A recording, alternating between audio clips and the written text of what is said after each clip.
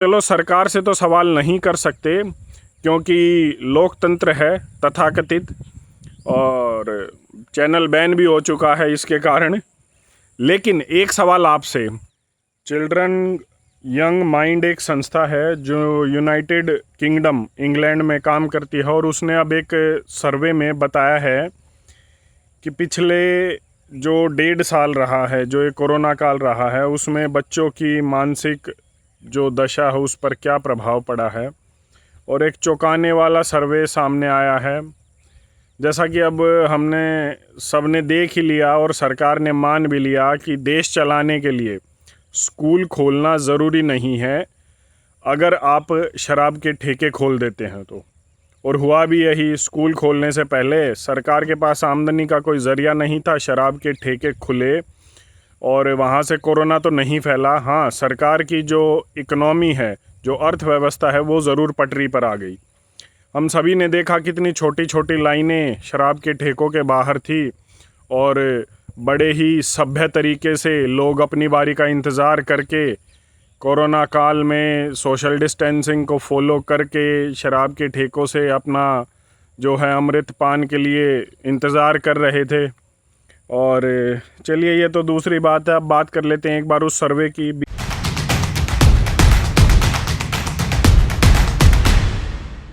BBC की ये report है जो अब सर्वे सामने आया है। इस सर्वे में ये कहा गया है कि बच्चे को जो पिछले 1.5 साल है, इसमें सबसे ज़्यादा दिमागी बीमारियां हो गई हैं। और इंग्लैंड में ये सर्वे हुआ है। इस संस्था ने बताया है अपने सर्वे में कि हर 6 में से 1 बच्चे को अब दिमागी बीमारी है।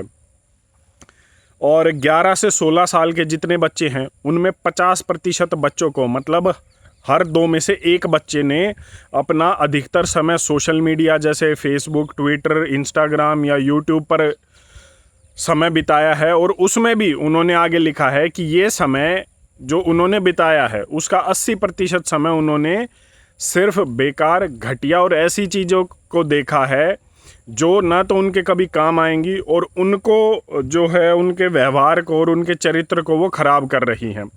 हमने अभी एक रिपोर्ट में देखा, सोशल मीडिया पर कोई भी बच्चा अगर जुड़ा हुआ है तो 1 हफ्ते में वो लगभग 10 पॉर्न तक देख लेता है।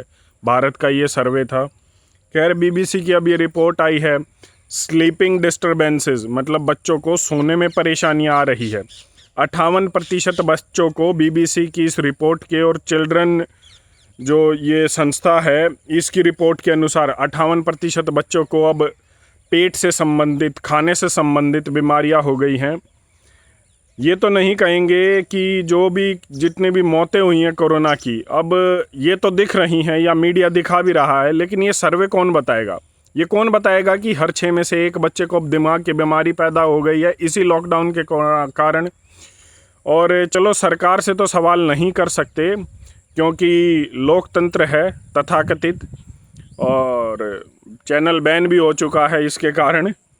लेकिन एक सवाल आपसे, आप भी तो घर पर थे इस लॉकडाउन के दौरान, इस 1.5 साल के दौरान आप क्या कर रहे थे?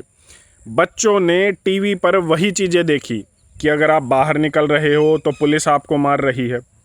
अगर और कोई समय है तो बच्चों ने न्यूज़ देखी, आज इतनी मौतें हो गई, आज इतनी मौतें हो गई हैं। ये सब चीज़ें चल रही थी, इतनी गंभीर लोग बीमार हो रहे हैं, ये सब बच्चों ने देखा और उनसे उनकी मानसिक दशा, जो समस्याएं आई हैं, मानसिक समस्या आई हैं, वो हुई हैं। तो समस्या और दिक्कत सरकार की वजह से तो हुई, लेकिन कहीं ना कहीं रोल आपने भी अदा किया है। और समाधान क्या है? अब हो सकता है यहाँ तक आधे लोगों ने वीडियो ही छोड़ दियो देखना। क्यों? क्योंकि रिपोर्ट यूके की है, इंग्लैंड की है, हमें क्या मतलब, हम तो भारत में रहते हैं। भारत में भी यही हाल है, बस भारत में कोई रिपोर्ट नहीं हुई है, किसी ने सर्वे नहीं किया है। लेकिन हालात हो सकता है इससे भी बुरे हों, क्योंकि आज भारत में जो स्थिति है वो बद से बदतर हो चुकी है। और इसका एक ही समाधान, अगर समाधान की बात करें तो सिर्फ यही समाधान है। जो मेरे पीछे देख रहे हो ना, ये बाग और ये खेत, इस तरीके से बच्चों को यहाँ पर लेकर आना, बच्चों को गौशाला लेकर जाना, बच्चों को घुलने मिलने देना, उनसे बात करना, यही सब चीज़ें हैं जो आपके बच्चों को इन बीमारियों से बचा सकती हैं। और मर्ज़ी तो आपकी है, बच्चा आपका है, क्या ही कह सकते हैं। मेरी वही जो मैं अक्सर कहता हूँ कि मेरा काम था आपको जानकारी देना, लेकिन फिर भी देख लो, ये मेरे पीछे का ये माहौल है, यही बच्चों को बचा सकता है इन दिमाग की बीमारियों से, अन्य बीमारियों से, और एक स्वस्थ जीवन उन्हें दे सकता है। चलिए, मेरा काम था जानकारी देना, मानना ना मानना आपकी मर्ज़ी है, बच्चे आपके हैं। धन्यवाद। जय हिंद।